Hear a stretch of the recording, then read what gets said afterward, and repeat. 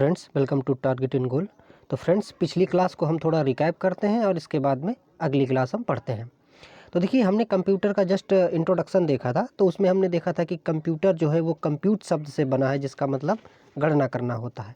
इसके बाद हमने कंप्यूटर के पार्ट भी देखे थे थोड़ा सा, तो जिसमें हमने देखा था कि इसका जो मुख्य कार्य है वो इनपुट, प्रोसेस एंड आउटपुट, ये तीन चीज़ें देखी थी हमने। तो हमने देखा था कि इनपुट जो है वो इनपुट डिवाइसेस से लिया जाएगा, फिर इसके बाद में इसको प्रोसेस किया जाएगा और आउटपुट डिवाइसों के माध्यम से आउटपुट हमें दिया जाएगा। यहाँ पर जो प्रोसेस करने की बात थी उसमें से हमने देखा था कि मुख्य भाग जो होता है वो सीपीयू होता है ना, जिसको हम सेंट्रल प्रोसेसिंग यूनिट कहते हैं। और ये जो कंप्यूटर का मस्तिष्क है वो यही है और यही काम करता है कंप्यूटिंग करने का, यानी कि प्रोसेस करने का। इसके साथ हमने और भी चीज़ें कई सारी देखी थी, जिसमें से कि ये देखा था कि जो कंप्यूटर शब्द है वो सबसे पहले दिया था रिचर्ड ब्रेथवेट ने, सबसे पहले कंप्यूटर शब्द को दिया था। और इसके साथ साथ में हमने देखा कि कंप्यूटर जो और बाकी कहाँ कहाँ यूज होता है, किस तरह से ये काम करता है। हमने 3 टाइप के कंप्यूटरों की बारे में बात की थी कि एनालॉग, डिजिटल और हाइब्रिड 3 तरह के कंप्यूटर होते हैं। हमने देखा था कि जो एक शब्द की लेंथ यानी कि वर्ड लेंथ क्या होती है। तो वर्ड लेंथ में हमने देखा था कि जैसे 8 बिट, 16 बिट या फिर 64 बिट की जो वर्ड लेंथ है, वो वर्ड लेंथ का मतलब होता है कि प्रोसेसर जो होता है वो एट ए टाइम कितने बिट पे काम कर रहा होता है। तो ये हमने देखा था। और ये भी देखा था कि जो हमारा सुपर कंप्यूटर है वो 64 बिट पे काम कर रहा है। बिट में हमने देखा था कि जो बिट होता है दरअसल वो 0 या 1, ये जो है जिसको हम बाइनरी नंबर कहते हैं, इनमें से 0 या फिर 1, ये सारी चीज़ें हैं ना, ये क्या है, ये बिट कहलाती हैं। जैसे ये मैंने 0 लिख दिया, ये 1 बिट हो गया, 1 लिख दिया, ये भी 1 बिट हो गया। और हमने थोड़ा सा ये भी बात देखा था कि जैसे ये 0, 1 और ये सब है, तो ये डिजिट्स हैं। तो इसमें से इसकी जो इकाइयाँ हैं, जैसे पहला बिट हो गया, दूसरा हमने देखा था कि निबल है, फिर बाइट है, फिर किलोबाइट है, मेगाबाइट है, इस प्रकार से गीगाबाइट, टेराबाइट। तो ये सब इसकी क्या थी कि मेमोरी की इकाइयाँ भी हम यहाँ पर इनको कह रहे थे। अब देखिए, आज का जो अपना लेक्चर है वो क्या है कि आज हम देखेंगे कि जो कंप्यूटर है उसका इतिहास क्या रहा है, मतलब कि कंप्यूटर आखिर आया कैसे। तो देखिए, कंप्यूटर के इतिहास से आप देखें कि ये जो मनुष्य का इवोल्यूशन है, वहीं से आप इसको समझ सकते हैं। पहले देखिए, जैसे जब मनुष्य को गणनाएं नहीं आती थी, अगर वो रहता था तो वो किसी भी वस्तु को कैसे गिनता था, वो कभी कभी पत्थरों से गिनता था। यानी कि मान लीजिए उसके पास में अगर 4 भेड़ें हैं तो उसने 4 पत्थर अपने पास रख लिए छोटे छोटे, और इससे वो कैलकुलेशन करता था। इसके बाद धीरे धीरे सभ्यताओं का विकास हुआ और विज्ञान या अन्य चीज़ें जो हैं वो डेवलप हुई, और उसके साथ साथ में हमने जो कैलकुलेशन के तरीके हैं उनको क्या किया, ईजाद कर लिया। तो यहाँ पर देखिए, जो अगर कंप्यूटर की बात करेंगे, कंप्यूटर का इतिहास या हिस्ट्री कैसी है, तो सबसे पहले कंप्यूटर का हमें ये समझ में आता है कि एक सभ्यता थी जिसको हम कहते थे बेबीलोन सभ्यता। बेबीलोन सभ्यता अगर हम आज का देखें तो दजला और फरात की जो नदियाँ हैं, जो कि हमारा ईरान इराक वाला जो क्षेत्र है, वो वहाँ पर बेबीलोन सभ्यता उपजी थी, यानी कि बेबीलोन सभ्यता वहाँ पर थी। हम ये कह सकते हैं कि जो अपनी मिस्र की सभ्यता है या अपनी जो पुरानी हड़प्पा सभ्यता है, इस सभ्यता के समकालीन ये सभ्यता लगभग रही है। तो ये देखिए, 3000 पूर्व 3000 जो वर्ष हैं, इसके पहले की बात करें या उस समय, तो वहाँ पर एक कैलकुलेशन के लिए एक सिंपल सा डिवाइस यूज किया जाता था, जिसका नाम क्या था, अबेकस। ठीक है, तो अबेकस क्या है कि ये उस समय का डिवाइस था जो कैलकुलेशन करने के लिए, गणना करने के लिए यूज करते थे। लेकिन अगर हम बात करें कि जो एडवांस लेवल का अबेकस है या विकसित रूप में कुछ अबेकस हमें मिलता है, तो वो मिलता है कहाँ पे, फिर चीन पे। तो सबसे पहले ये जो अबेकस है, यहाँ से इसकी क्या होती है कि शुरुआत होती है। यहाँ पर देखिए, एक इसकी टाइमलाइन दी गई है कि किस तरह से ये हमारा जो कंप्यूटर है वो इवॉल्व हुआ है। तो सबसे पहले जैसे हमने देखा कि 3000 ईसा पूर्व में ये यहाँ पर जो अबेकस है वो था। और अब देखिए, 3000 ईसा पूर्व है, अभी हम 2000 में जैसे चले, तो ये 5000 साल पहले की बात है फ्रेंड्स, है ना। तो ये क्या है कि 5000 साल पहले ये बात वहाँ पर हुई थी। इसके बाद देखिए कुछ और चीज़ें हुई, ये पूरा टाइमलाइन यहाँ पर दिया गया है, जिसमें देखिए पास्कलाइन जो एक कैलकुलेटर है वो काफ़ी महत्वपूर्ण है। इसके बाद एनालिटिकल जो इंजन है ये महत्वपूर्ण है। फिर इसके बाद देखिए ये मार्क 1 आया तो ये भी काफ़ी महत्वपूर्ण है। इसमें से जो जो महत्वपूर्ण है उनको यहाँ पर हम थोड़ा सा देख लेते हैं। तो देखिए पहला है अबैकस। अबैकस जैसे हमने देखा, इसको अगर देखिए चित्र में देखें तो आप अभी भी जो छोटे स्कूल होते हैं प्राइमरी वगैरह, वहाँ पर ये अभी भी रखा जाता है बच्चों के लिए। और ये देखिए गणना करने का काम करता है। जैसे कि इसमें से देखिए ये जो इसमें से गोटियां लगी हैं, इनको हम इधर उधर खसका के इनकी गणना कर लेते हैं कि ये घटा लेते हैं, जोड़ लेते हैं। तो ये जो है ये इस तरह का अबैकस वहाँ पर होता था। और ये अबैकस उस समय से ही चला आ रहा था। बाद में धीरे धीरे इसमें से कुछ चीज़ें परिवर्तित हो गए, हमें ऐसे ही आज भी दिखाई देती हैं। अब देखिए दूसरा यहाँ पर आता है एक एडिंग मशीन मतलब जोड़ने वाली मशीन थी। तो क्या थी वो थी ब्लेज पास्कल। ये जो पास्कल थे जो कि कहाँ के थे, फ्रांस के। तो ये जो पास्कल ने क्या किया कि एक एडिंग मशीन मतलब जोड़ने वाली एक मशीन बनाई, जो कि क्या करती थी, कैलकुलेटर करती थी, कैलकुलेशन का काम करती थी, यानी जोड़ने का काम करती थी।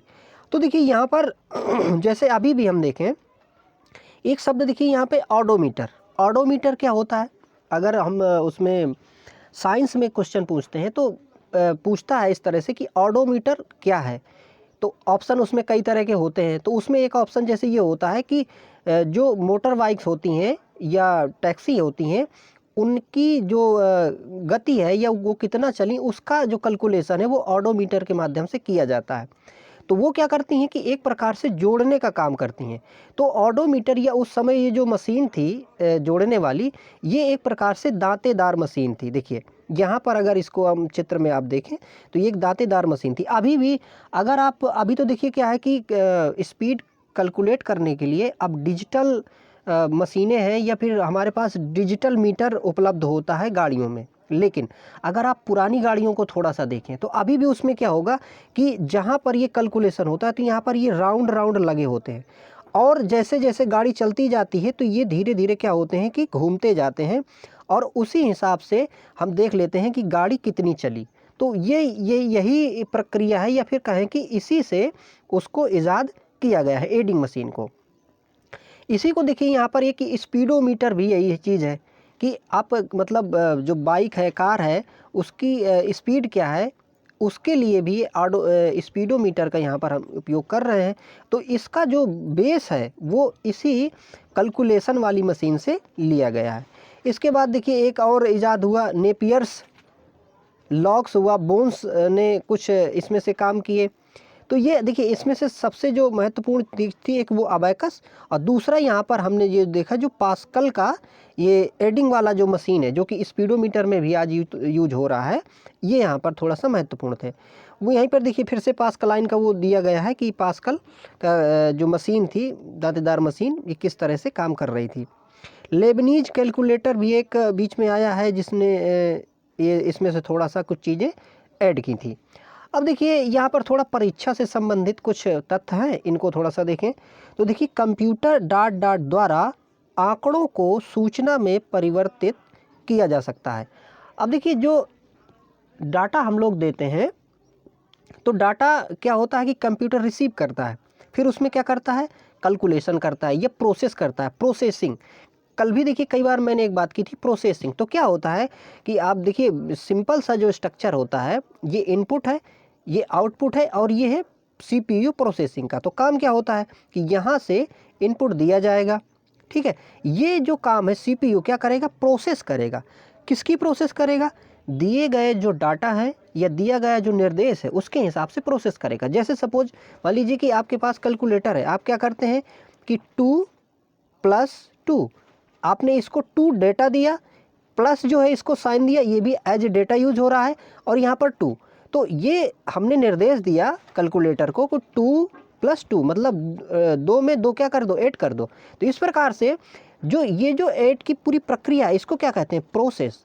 तो डेटा से इन्फॉर्मेशन प्राप्त करने के लिए हमें वो जो बीच में एक प्रक्रिया चल रही है उसी को हम क्या कर रहे हैं, प्रोसेस कर रहे हैं। अब देखिए डाटा क्या होता है, डाटा कोई भी मार्क है, चिन्ह, जैसे अभी मैंने बात की थी कि 2 + 2, तो यहाँ पर जो प्लस था ये भी क्या था, एक डाटा था, 2 ये भी एक डाटा था।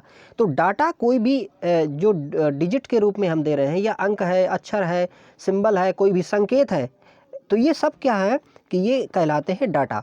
और इन्फॉर्मेशन क्या है कि ये दिए गए आंकड़े, दिए गए डाटा के हिसाब से प्रोसेस करके हमें इच्छित जो चीज़ मिल जाए, इच्छित इन्फॉर्मेशन जो मिल जाए, तो वो इन्फॉर्मेशन हमें कहलाती है। अगला देखिए, व्यक्तिगत उपयोग के लिए जो कंप्यूटर उपयोग किए जाते हैं, प्रश्न ऐसे पूछता है कि घरों में उपयोग किए गए कंप्यूटरों को निम्न रूप में से जाना जाता है। फिर उसमें से दे दिया गया सुपर कंप्यूटर, है ना, एनालॉग कंप्यूटर, या इस तरह के ऑप्शन। और उसमें एक दे दिया गया कि पीसी, पर्सनल कंप्यूटर। तो देखिए, एक क्या होता है कि जो घरों में हम साधारणतया जो उपयोग कर रहे होते हैं कंप्यूटर, वो पर्सनल कंप्यूटर या फिर माइक्रो कंप्यूटर होते हैं। कौन से? Personal computer. साधारण भाषा में हम बोल देते हैं पीसी, है ना, पर्सनल कंप्यूटर। तो ये क्या होते हैं? ये दरअसल माइक्रो कंप्यूटर होते हैं फ्रेंड्स। हजारों माइक्रो प्रोसेसर प्रयोग किस में होते हैं? सुपर कंप्यूटर में। सुपर कंप्यूटर बहुत ही फास्ट कंप्यूटर होते हैं, जो कि किसी भी बड़ी गणना को बहुत ही कम समय में कर सकते हैं, बहुत एक्यूरेट कर सकते हैं। तो सुपर कंप्यूटर इस तरह के कंप्यूटर होते हैं। इनमें हजारों माइक्रो प्रोसेसर, जैसे हमारा साधारण पीसी है तो इसमें से एक माइक्रो प्रोसेसर यूज हो रहा है, लेकिन जो हमारा सुपर कंप्यूटर होगा इसमें हजारों माइक्रो प्रोसेसर यूज किए जाते हैं। देखिए, यहाँ पर दिया गया कि डेस्कटॉप पर्सनल कंप्यूटर यानी पीसी को कहा जाता है क्या? Micro computer. तो ऊपर हमने चर्चा की कि माइक्रो कंप्यूटर या फिर पीसी इस तरह से। पहले इलेक्ट्रॉनिक अंकीय कंप्यूटर में प्रयोग किया गया था। तो देखिए, जो अंकीय कंप्यूटर यानी इलेक्ट्रॉनिक्स अंकीय कंप्यूटर था, उसमें वॉल्व यूज किए गए थे। जब हम प्रथम श्रेणी के कंप्यूटर पढ़ेंगे तो हम देखेंगे कि किस तरह से जो कंप्यूटर थे बहुत बड़े थे, उनमें बहुत ज़्यादा ऊर्जा खपत होती थी, बहुत ज़्यादा गर्मी पैदा होती थी, हीट होती थी। तो वहाँ पर ये वॉल्व क्या है कि यूज़ किए जाते थे। एनालिटिकल इंजन का निर्माण किया था। देखिए, एनालिटिकल इंजन जो है ये चार्ल्स बेबेज ने किया था, और हमने देखा था कि चार्ल्स बेबेज ही कंप्यूटर के जनक कहे जाते हैं। क्योंकि देखिए, हमने कई चीज़ें और भी देखी, लेकिन वहाँ पर वो जनक नहीं कहलाए, लेकिन चार्ल्स वेब कहलाया। क्यों? क्योंकि जो वर्तमान में हम कंप्यूटर यूज कर रहे हैं उसका जो आधार है वो तैयार किया था चार्ल्स बेबेज ने। व्यक्ति की कंप्यूटिंग ज़रूरतों को पूरा करने के लिए जो कंप्यूटर हम यूज कर रहे हैं, देखिए पर्सनल कंप्यूटर है ना, पीसी, मतलब साधारणतया हम जो कंप्यूटर अपने घरों में यूज कर रहे हैं, लैपटॉप हो, डेस्कटॉप हो, जो भी हो, तो ये पर्सनल कंप्यूटर यहाँ पर हम उपयोग कर रहे हैं फ्रेंड्स। यहाँ पर देखिए एक जैकवार्ड लूम भी है। अब ये जैकवार्ड लूम देखिए कब यूज हुआ? तो ये लूम जो है ये यूज हुआ जबकि एक रिवॉल्यूशन हो गया, औद्योगिक क्रांति हो गई। हम जानते हैं कि देखिए जो यूरोप है, जिसमें से मुख्यतः ग्रेट ब्रिटेन है, वहाँ पर क्या हुआ कि टेक्नोलॉजी के हिसाब से कपड़ों की बुनाई के लिए वहाँ पर औद्योगिक क्रांति हो गई। तो इंडस्ट्रियल रिवॉल्यूशन जो हुआ, उस इंडस्ट्रियल रिवॉल्यूशन में इस कंप्यूटर का या फिर कहें कि जैकवार्ड लूम का बहुत ज़्यादा उपयोग होता है। प्रश्न देखिए, अगर जीएस के हिसाब से देखें तो ये पूछता है कि भाई औद्योगिक क्रांति कहाँ हुई, कब हुई, ठीक है। तो ये क्या है कि ब्रिटेन में हुई। अब उस समय हम भारत जो था उसका उपनिवेश था। तो ये भी है कि अगर हम हिस्ट्री के हिसाब से देखें तो यहाँ से वो क्या करते थे कि कच्चे माल को ले जाते थे ज़्यादा मात्रा में, और अपने यहाँ मशीनों में क्या करते थे कि इसको बनाते थे।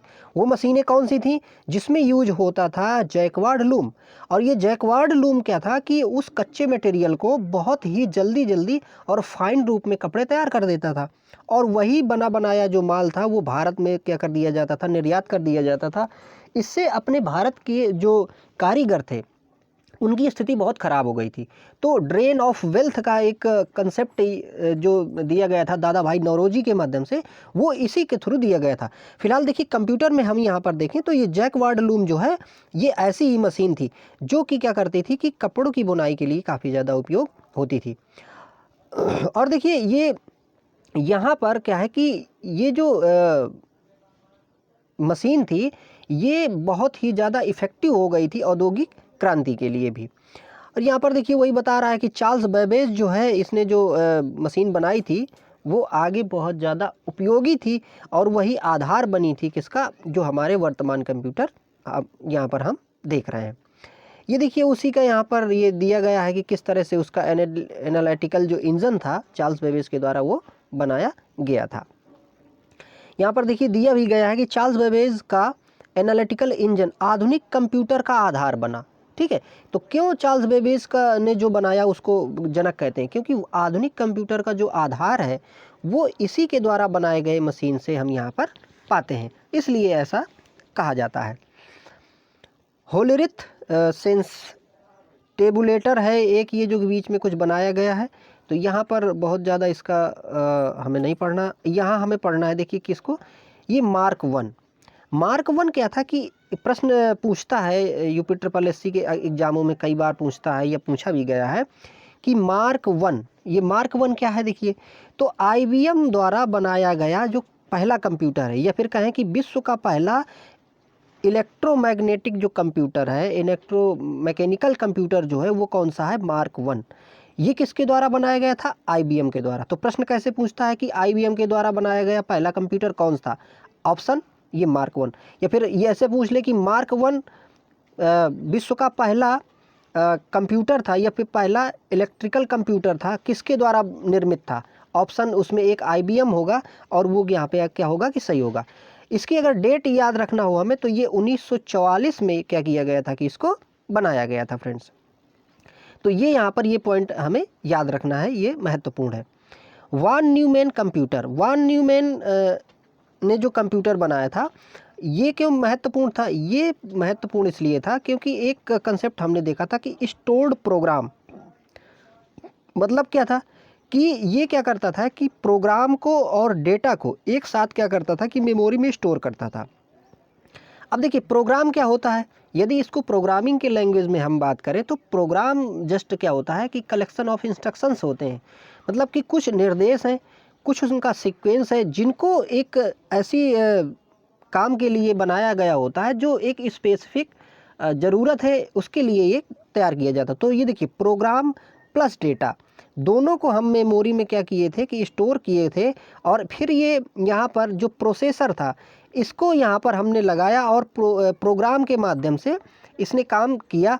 तो यहाँ पर ये जो न्यूमैन का जो कंप्यूटर था ये स्टोर्ड प्रोग्राम के लिए, प्रोग्राम और डेटा को एक साथ क्या करने के लिए, स्टोर करने के लिए यहाँ पर बनाया गया था। फिर यहाँ पर देखिए कुछ और चीज़ें दी गई हैं कि जो आगे धीरे धीरे इवैल्यूएशन हुआ कंप्यूटर्स का। तो पहले देखिए जो इलेक्ट्रॉनिक कंप्यूटर था तो यहाँ पर पहले इलेक्ट्रॉनिक ENIAC यानी कि इलेक्ट्रॉनिक न्यूमेरिकल इंटीग्रेटर और कैलकुलेटर, तो ये यहाँ पर एनिक जो है बीच में आया था। फिर इसके बाद मैनचेस्टर बेबी, तो ये कंप्यूटर के धीरे धीरे इवैल्यूएशन यहाँ पर हमने देखे। अब देखिए थोड़ा सा भारत में देखते हैं कि भारत में कंप्यूटर किस तरह से यहाँ पर इवॉल्व हुए, ये भारत में कंप्यूटर कैसे आया। तो यहाँ पर देखिए 1956 में एक कंप्यूटर का संगठन था HEC2M, यहाँ पर ये अगर यहाँ पर विकास करता या इसकी बात करें तो इंडियन स्टैटिस्टिकल इंस्टीट्यूट था, जहाँ पर ये 1956 में एक कंप्यूटर को लाया गया और बाद में हमने क्रम से धीरे धीरे ये यहाँ पर बनाए। तो देखिए ये जो कंप्यूटर था ये दरअसल हमने खुद इसको बनाया नहीं था, हमने क्या किया था कि ख़रीदा था फ्रेंड्स। तो सबसे पहला कंप्यूटर हमने अमेरिका से ख़रीदा था, क्योंकि अमेरिका में पहले ही कंप्यूटर में क्रांति हो चुकी थी। वहाँ से हमने ये 10 लाख रुपए का एक कंप्यूटर ख़रीदा था जिसका नाम ही था ये क्या, HEC-2M। तो ये कंप्यूटर पहला कंप्यूटर था जिसको हमने अमेरिका से क्या किया था कि परचेज किया था। इसके बाद फिर यहाँ की कुछ कंपनियाँ थी, एक टाटा की कंपनी थी जिसने इसके पहले ही अपने एक मतलब कंप्यूटर में काम करना शुरू किया था। तो 1955 में उसने काम करना शुरू किया था और 1960 में एक कैलकुलेटर टाइप का कुछ विशेष तरह का कैलकुलेशन करने की जो मशीन थी उसको यहाँ पर ईजाद कर लिया गया था। फिर इसके बाद देखिए आगे धीरे धीरे हमने एक सिद्धार्थ जो कंप्यूटर था, जो कि एक ये कह सकते हैं कि ये सच में हमारा कंप्यूटर था। इसके पहले टाटा ने जो प्रयास किया था वो क्या था कि एक जस्ट कैलकुलेशन के लिए कैलकुलेटर टाइप का था, लेकिन यहाँ पर सिद्धार्थ नाम का भारत में निर्मित पहला कंप्यूटर। तो अगर प्रश्न ये पूछे कि भारत में निर्मित पहला कंप्यूटर कौन सा था, तो ऑप्शन अगर सिद्धार्थ है तो ये यहाँ पर क्या होगा कि सही होगा। इसका जो निर्माण था ये इलेक्ट्रॉनिक्स कॉरपोरेशन ऑफ इंडिया ने किया था और 1957 1967 में यहाँ पर इसने क्या किया था कि इसको ईजाद किया गया था, बनाया गया था। इसकी एक विशेषता और थी फ्रेंड्स कि इसमें से सिलिकॉन का यूज किया गया था। तो सिलिकॉन और जर्मेनियम ये जो हैं ये कंप्यूटर के लिए या फिर किसी सर्किट के डिज़ाइन के लिए बहुत ही महत्वपूर्ण धातुएं होती हैं। तो ये सिलिकॉन का यहाँ पर यूज किया गया था। इसके बाद देखिए समीर जो हमने आगे ईजाद किया, तो समीर नाम का कंप्यूटर ईजाद किया। इसके बाद धीरे धीरे हमने और चीज़ें की, तो एक यहाँ पर हमारे संस्था इसमें से आती है सीडैक। सीडैक जो है ये बहुत ही महत्वपूर्ण संस्था है, जिसका फुल नाम है friends centre for development of advance computing. जो एग्ज़ाम है उसमें से कई बार यही पूछ लेता है कि सीडैक का फुल फॉर्म क्या है, कई बार पूछा भी गया है पुराने एग्जाम्स में। तो ये सीडैक क्या है कि एक देखिए संस्था थी जो कि centre for development of advance computing, यानी कंप्यूटिंग की अगर एडवांस कंप्यूटिंग हमें डिज़ाइन करनी है तो सीडैक का हमें इस्तेमाल, यानी सीडैक संस्था को क्या है कि बनाया गया था। ये क्यों बनाया गया था, देखिए क्या था कि जो अमेरिका है वो अपनी तकनीक देने से, या फिर ये कहें कि सुपर कंप्यूटर उसने नहीं दिया था हमें, तो उसको सुपर कंप्यूटर को बनाने के लिए हमने एक सीडैक संस्था को बनाया, और ये सीडैक ने ही फिर हमें सबसे पहले परम कंप्यूटर बना के, यानी सुपर कंप्यूटर जो होगा, सबसे पहले सुपर कंप्यूटर परम बना के हमें क्या किया था कि दिया था। तो एक कंप्यूटर जो कि हमने बात की कि अमेरिका से हमें ख़रीदना था, जिसका नाम था क्रे, वो उसने नहीं दिया हमें। तो हमने क्या किया कि फिर अपना खुद का सीडैक संस्थान के माध्यम से परम नाम का कंप्यूटर बनाया, और ये परम नाम का जो कंप्यूटर है ये 1991 में बना था। ये पहला सुपर कंप्यूटर था परम 8000, ठीक है। तो ये परम एक श्रृंखला थी पूरी फ्रेंड्स, और इस श्रृंखला पे आज भी हम देखते हैं कि हमारे जो कंप्यूटर हैं वो बनाए जाते हैं। तो इस प्रकार से हमने क्या किया कि कंप्यूटरों को ईजाद किया, और धीरे धीरे इसको हम आगे लेके आए आज की वर्तमान की स्थिति तक। अब देखिए अगला हम टॉपिक पढ़ेंगे इसमें कंप्यूटरों की पीढ़ियाँ। आई होप आपको ये चीज़ें समझ आई होंगी। और देखिए ये लेक्चर यह है कि पूरा इसको सुनिए, बहुत सारी चीज़ें आपको दिमाग में आएंगी। फिर हम कोशिश करेंगे कि इसके जो पुराने आए हुए एग्ज़ाम है UPSSC के कंप्यूटर के, उसको भी यहाँ पर लेने की कोशिश करेंगे। तो फ्रेंड्स इस वीडियो को देखने के लिए बहुत बहुत धन्यवाद। Thank you for watching.